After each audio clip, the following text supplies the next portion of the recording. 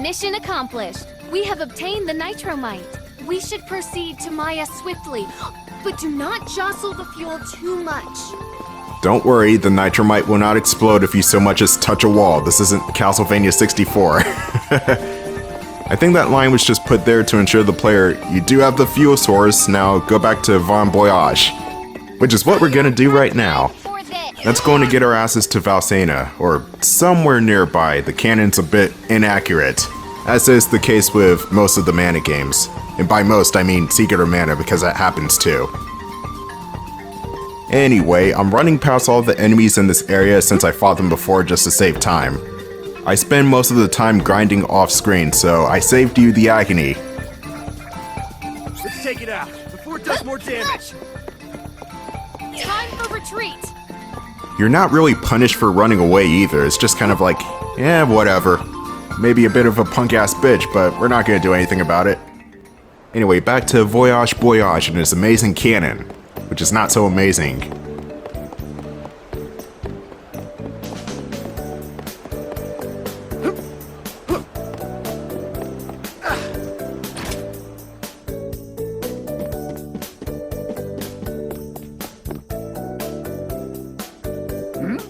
Who are you people? Hey, you sent us off to get nitromite, and then forgot about us? What gives? Oh, right! I didn't forget, I just couldn't remember. So, what's that nitromite for again? I'm kidding! I remember now! It's for my revamped cannon, right? Excellent! Excellent! Head to the backyard, and I'll meet you there. Man, Duran is about to commit some elderly abuse. Hold him back, hold him back. Time to say farewell to Maya. For now, anyway. We'll be back later on.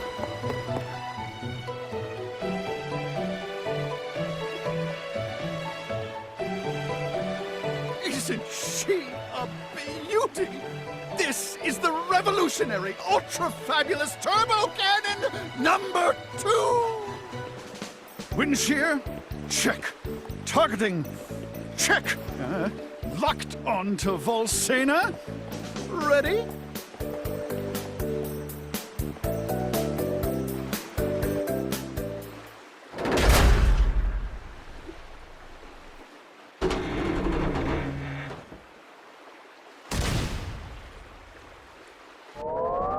I'm not sure if this is safe!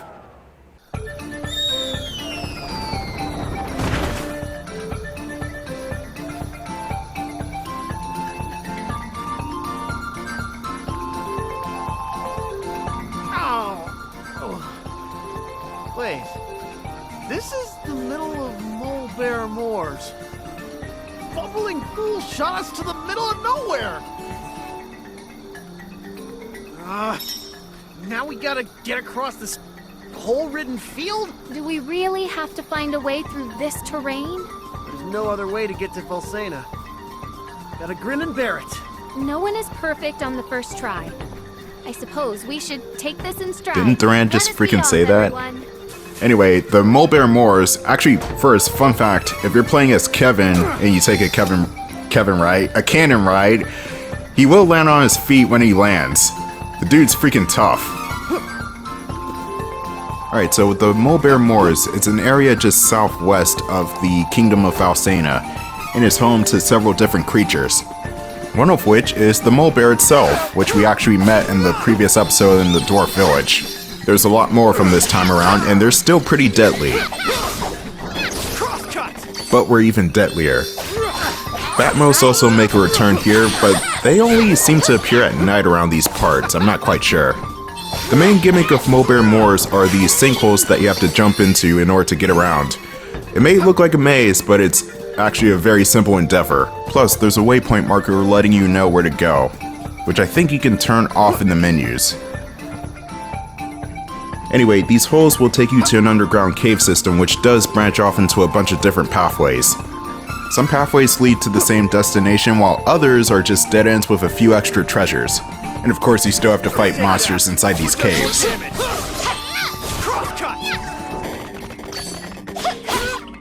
We overpowered the enemy. No shit, Reese. I shall point out the obvious just because. You can use a shortcut for your spells in this game as opposed to going into the ring menu system. It's just as simple as mapping it to the R1 button. This will make it quicker to activate magic skills, but you won't have the ability to freeze time like you would normally if you go into menus. So the remake does kind of have a bit of that old turn-based or at least active time battle system in there. And I'm a fan of old school combat. I love my Phantasy Stars and Final Fantasies and some Dragon Quests. Anyway, there's another mysterious statue here, and I'm not sure what that statue actually does. It may be related to the post-game or to a specific character, but I don't know. No matter how many times I interacted with that thing, I could just never figure out what that's for. That was hardly worth the trouble. And you may have caught a glimpse of a treasure chest that's just chilling out in the lake right there. There is a way to get to that. It just revolves around you jumping into a specific hole. We have more hobgoblins here, and just like in the Dwarf Village, they mainly rely on hindering their opponents. That being said, the hobgoblins will occasionally take pot shots at you, but will mostly stay back. So if you have a relatively hard-hitting character stay on top of the dude, then you'll be fine. He'll go down in no time. Angela's being handy with those holy bolts right there. Time to go into another hole. I'm not quite sure if this place was built like an actual maze in the original. I know you had to go above and below ground in that one, but I'm not sure if the original Molebear Moors was as straightforward as this version. I know the enemies for sure were a lot harder in the original version though. And while we're on that subject, the original Trials of Mana it got hard at points, but it's not that hard.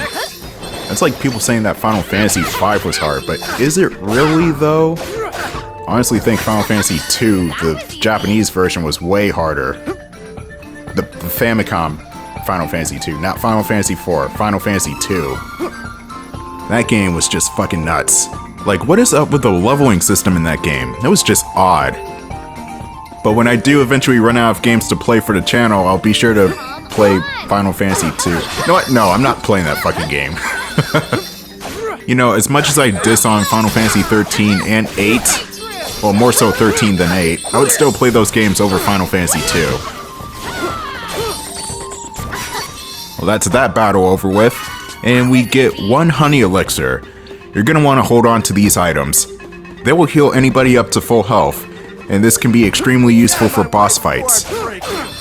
As you can see, I'm going off the beaten path just to get some stuff, including that treasure chest that appeared to be floating on the water. The Molebear Moors as a whole is very easy. You can get through this area in under 10 minutes if you're just running through it. And even if you're trying to get everything in the area, it still takes about 20 minutes to get through.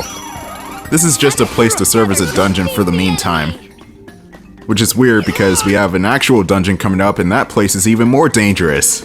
But we'll be seeing that dungeon in the next part. It is short, but the enemies can be tough.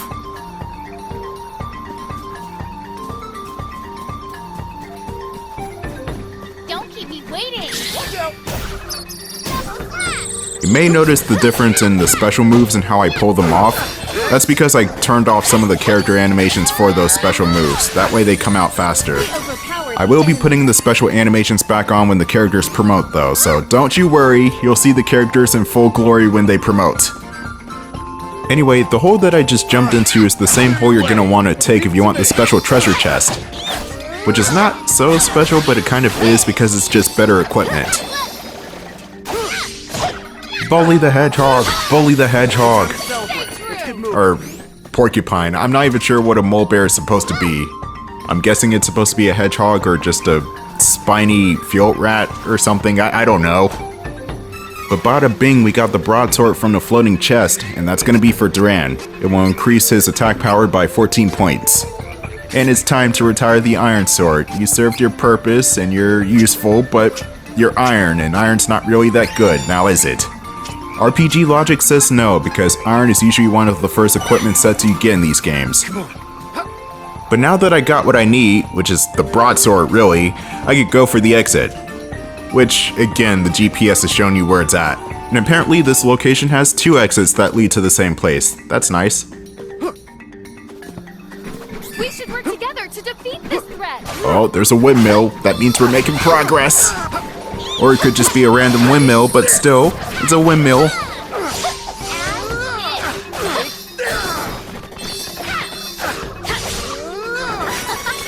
That was easy. I find it weird that the creatures kind of explode into skeletons in this game. In the original Seiken Densetsu 3, they explode into what looks like blue and green blood or smoke or something. So I don't know why they changed that. I'm guessing because it was too violent, but it was already discolored blood, so it didn't really matter. Video game shenanigans, I tell ya. There is supposed to be one more enemy in this area that's new, but I'm not seeing them at the moment. I'm guessing they appear closer to the end of this area. They're called the Beelancers, and Beelancers, even though they're not annoying in and of themselves, their future counterparts will be. These gals work just like any other airborne monsters we ran into, except slightly tougher, so it may take 1 to 2 or maybe even 3 hits to bring down. And not only that, they also seem to have Reese's Whirlwind Spear, oddly enough, which will do respectable damage. You want to watch out for when the Beelancer revs up for that attack, and trust me, that is not the only time a Beelancer type enemy will steal one of Reese's special moves. I'll just sit here and admire the sunrise, but you got a king to protect. King of what? Need to go through this cave again in order to get to the right place. I'm surprised we haven't ran into any Beelancer enemies yet. I'm guessing it's dependent on the day, which is daytime right now, so maybe they're out now? Yeah, okay, so I guess they only appear during the day then. That's something that this game does not tell you about, by the way. There's no dedicated bestiary like in the Secret of Mana remake, so figuring out what creatures come during the day or night is completely up to you. Which, I mean, adds to the fun, but I still would have liked some sort of data log. Instead, I have to read everything about the enemies off the Mana Wiki, which is not as intuitive as you think it is. At least for taking the enemies into account, the Wikipedia of Mana is actually good for everything else. So therefore, I'm just gonna keep using it. Bully the bee! Bully the bee! And yet the characters are worried about mana running out in the world. They should be worried about honey running out. I think that will be much more of an apocalyptic situation if we were just fighting for honey instead of magic. The trials of honey. But anyway, we should be getting closer to Valsena. It's honestly right around the corner at this point. And what could possibly await us within the castle walls? Is it more Altanish mages? Could it be the Crimson Wizard himself? We shall see. So stay tuned for the next part where we infiltrate Valsena.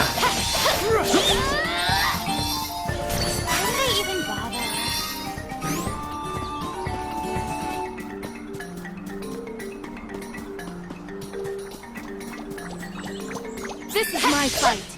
No need to trouble yourself. You wish. Okay.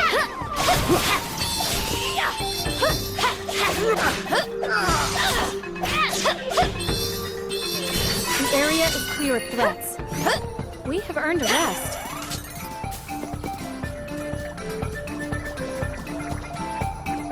It is unwise to get in our way.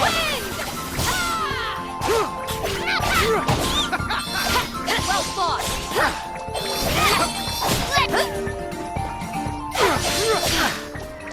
Okay. We overpowered the enemy.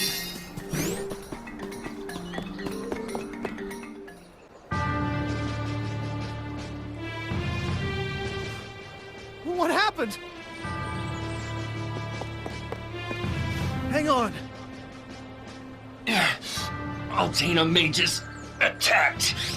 His Majesty is in danger. What?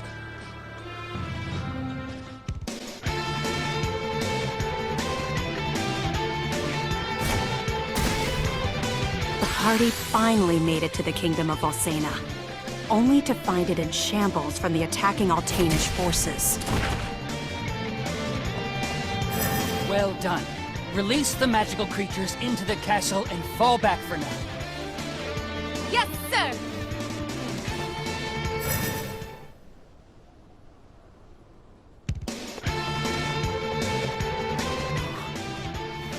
Crimson. Coward again. He won't get away with his crimes this time. Come on! We gotta protect the king!